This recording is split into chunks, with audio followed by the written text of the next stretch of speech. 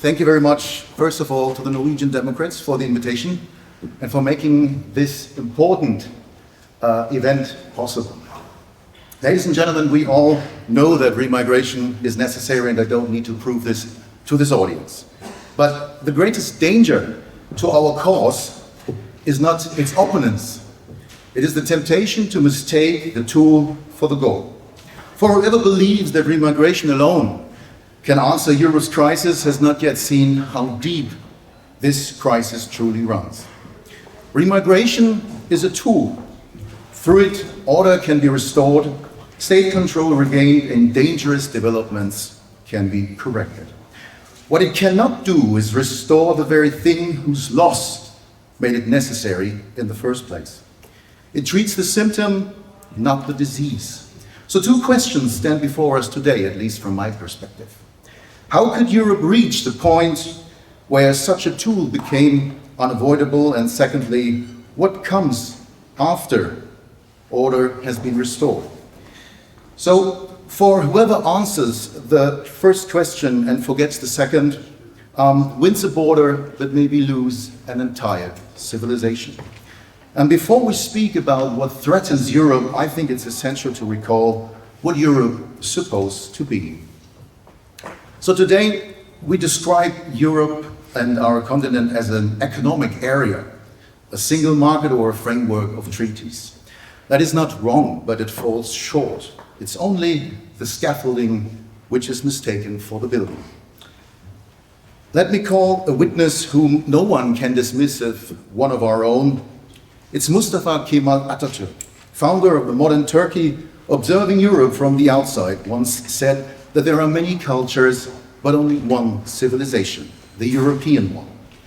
From a distance, he recognized what many Europeans longer not seen up and close.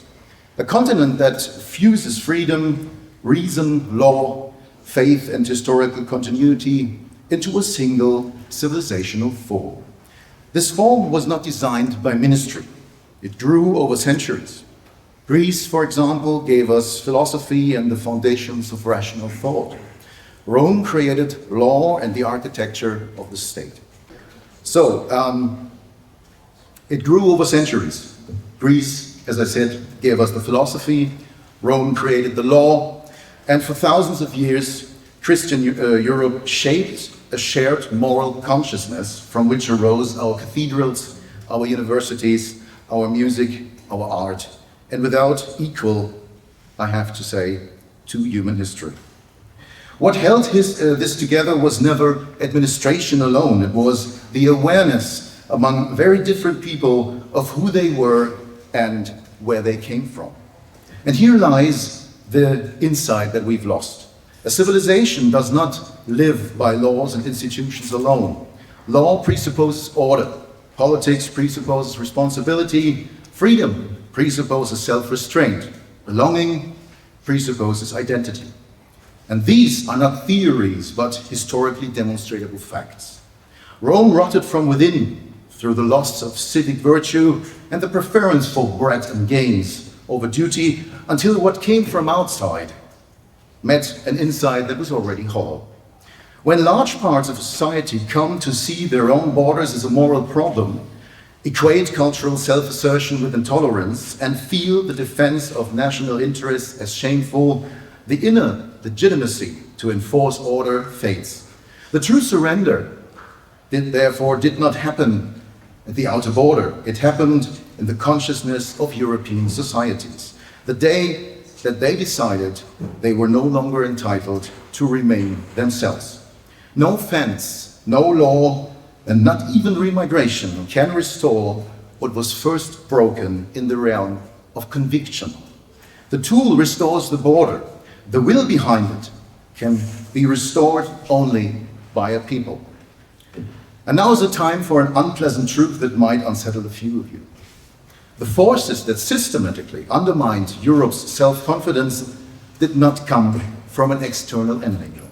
They came from within, from our own universities, our own media, and our own political class. Three currents worked together. The first supplied the theory. Antonio Gramsci understood that a civilization is conquered not first by force, but through the institutions that shape its spirit. He called this cultural hegemony. What Rudi Dutschke later called the long march through the institutions became the blueprint for a whole generation. The second carried it into practice. What began in the late 1960s as a student revolt became far more than a quarrel with authority. Nations, family, and traditions were recast as repression, as backwardness, as an instrument of oppression. The third carried it from the margins into the mainstream. Classical liberalism, once bound to responsibility, became hyper-individualism that regards every collective identity as a threat to the self. And together they created a new image detached from origin, from formation, from any history he had not chosen for himself. Nowhere did this take a sharper form than in Germany, where an artificial inflated guilt replaced a healthy self-understanding with a permanent suspicion of every act of cultural self-assertion. Yet similar tendencies, however, emerged across Europe, each nation through its own historical burdens and narratives. Every nation carries difficult chapters, and an honest reckoning with them is absolutely necessary. But it turns destructive the moment it can no longer distinguish between responsibility and from the permanent relativizing of one's own existence. Such an emptiness never stays empty. It seeks a substitute, and substitutes stood ready, presenting themselves not as an opinion but as science, not as faith but as progress, claiming moral superiority and tolerating no dissent. I'm talking about identity politics, gender ideology, LGBTQ, activism, feminism, and so on and so forth.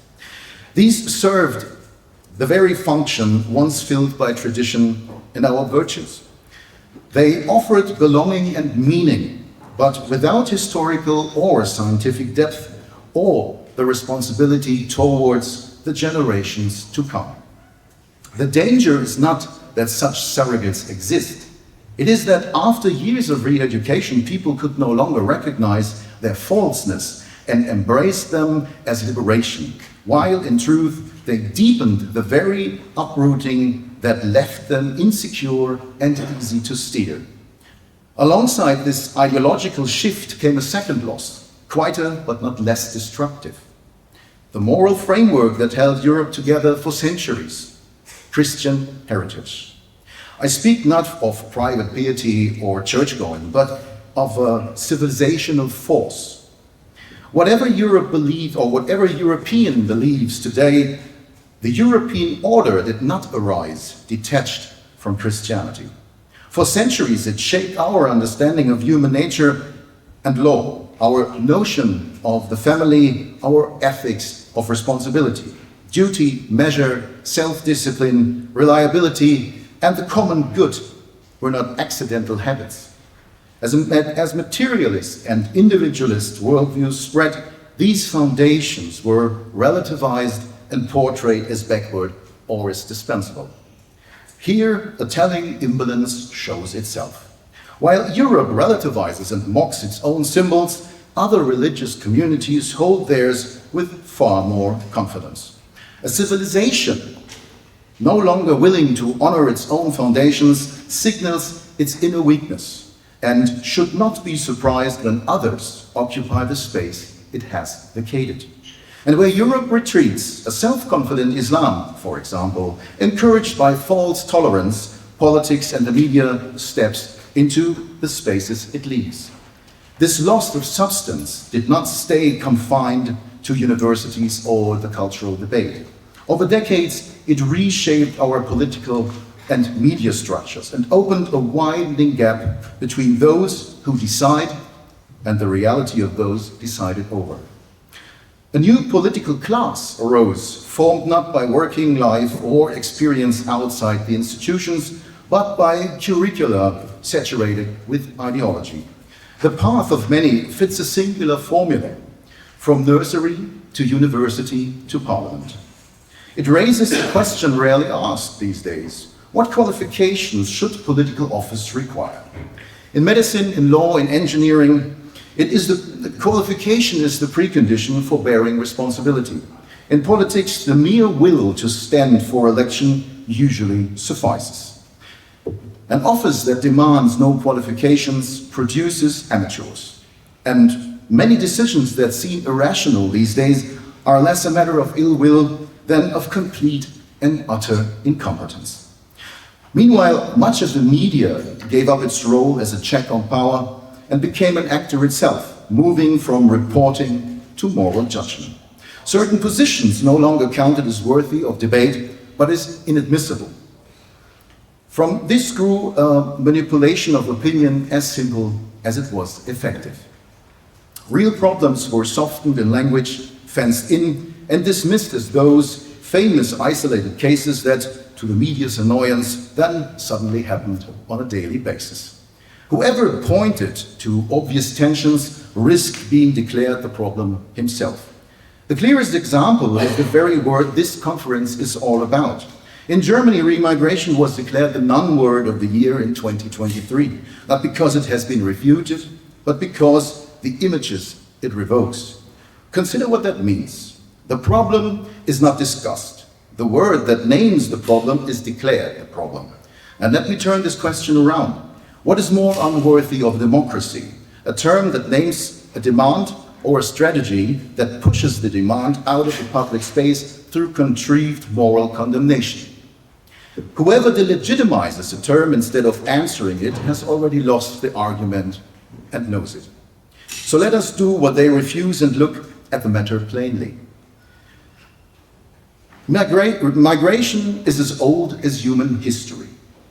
What is new is its scale and the condition of the society receiving it. Its sheer magnitude today exceeds what any society can absorb and fit into its order, however self-confident this society might be. Integration on this scale is therefore not a difficult task, it is simply an illusion. And it did not meet a cultural secure Europe, but one that had undermined its own foundations over decades and lost much of its power to integrate, no longer sure of the very culture into which others were meant to fit. Integration succeeded in the past only because it took place on a far smaller scale. And consider the Huguenots in Prussian Brandenburg. Three conditions came together: a limited number, cultural kinship, which is rather important, and a society sure of itself with a clear order to which the newcomers had to adapt to. Today, none of these holds, and where they are missing, the result is not integration, but fragmentation. Parallel structures and the growing sense that state control and lived reality are drifting further and further apart. Yet, whenever this drift is named honestly, a single word is turned against those who do so: tolerance. It never meant accepting every development without objection or surrendering the right to cultural self-assertion. It meant the capacity to endure differing positions within a stable order. It has become a one-sided demand, unconditionally towards minorities, restrictive towards the majority.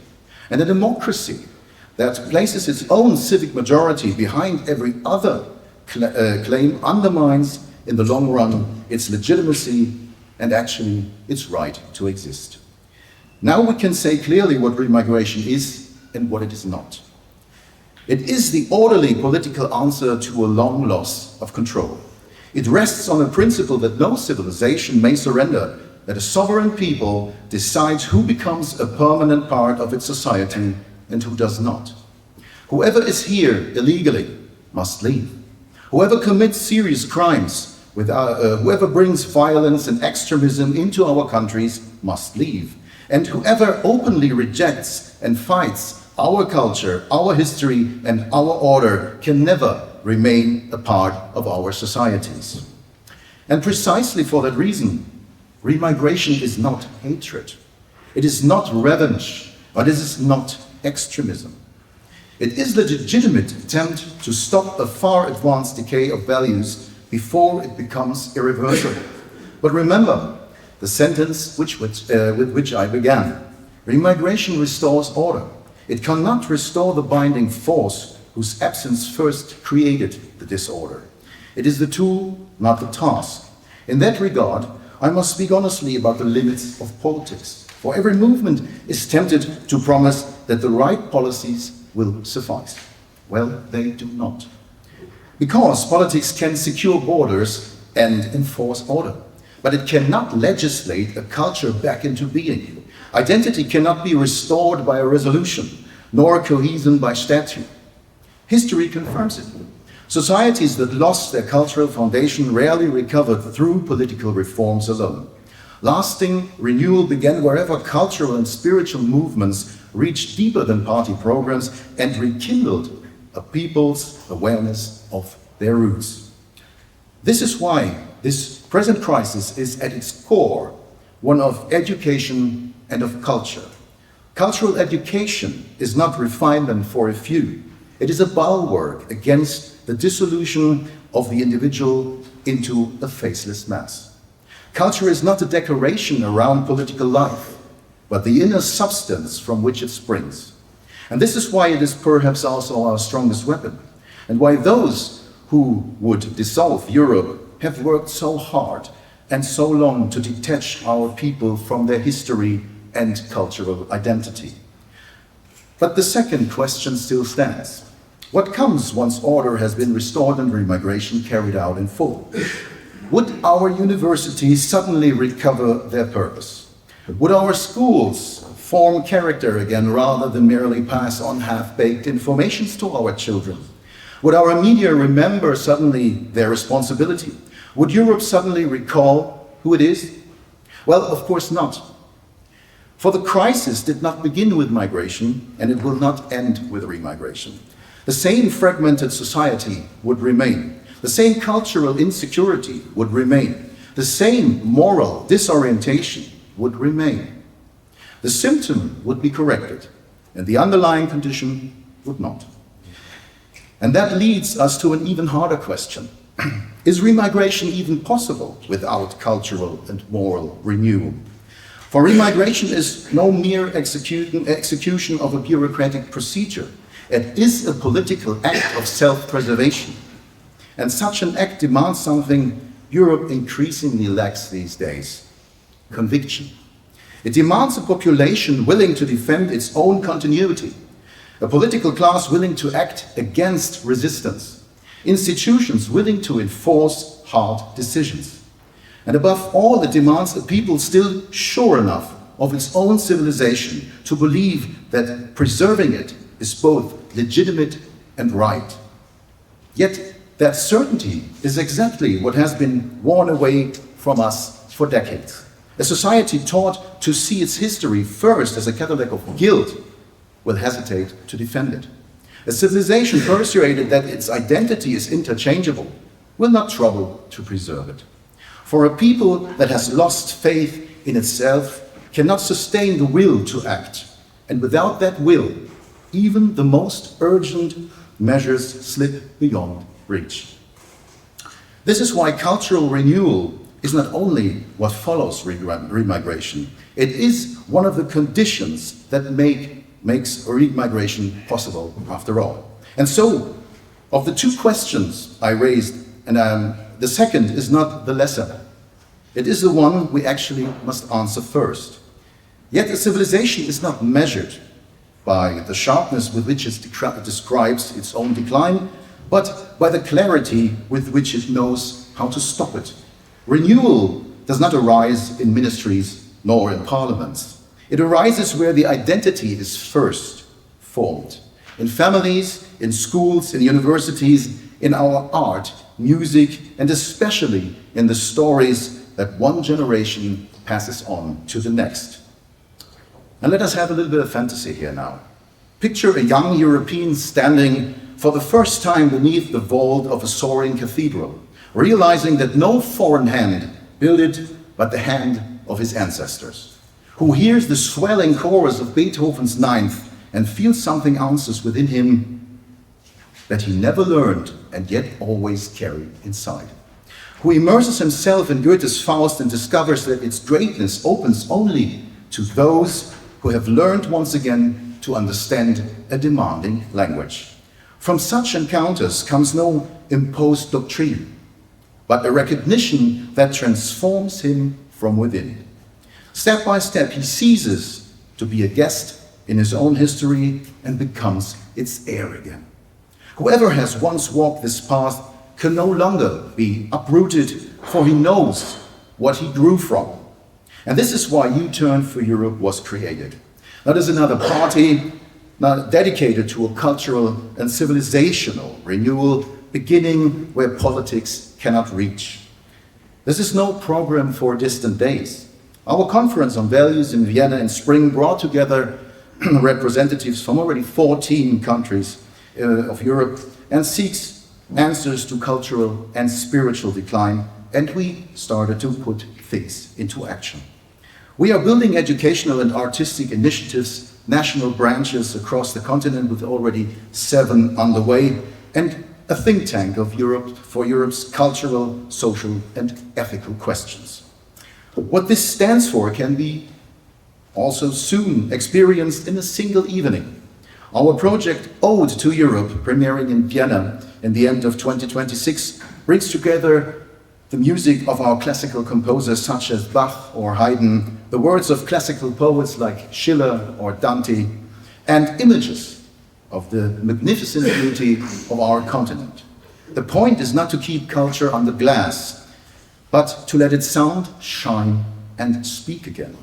For a civilization that recognizes its poets, its music, and its art as its own, has begun to rediscover its own greatness. So we come to the decisive question of the time. It is not which party governs, which coalition holds tomorrow, or which headline dominates the next news cycle. What is truly at stake is whether Europe still wants to remain Europe at all. We are no longer in an ordinary political dispute. We are in a civilizational struggle over the future of our continent, of our nations, and Europe's will to defend its own identity. But perhaps this is our deepest tragedy.